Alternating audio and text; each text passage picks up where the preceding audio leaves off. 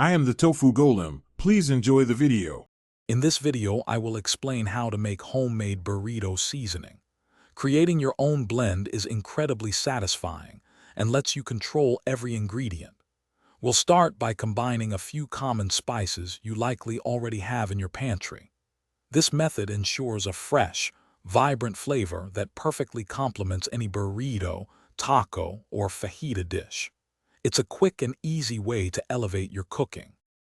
For our base, you'll need 2 tablespoons of chili powder, which provides that classic warm foundation.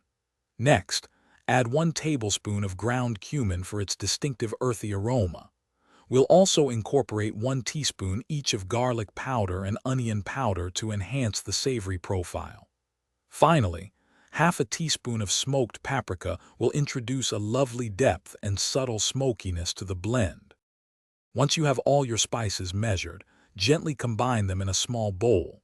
Use a whisk or a fork to ensure everything is thoroughly mixed, breaking up any small clumps to achieve a uniform blend.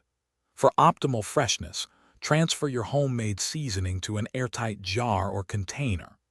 Stored in a cool, dark pantry, this blend will maintain its potency for up to 6 months, ready for your next meal.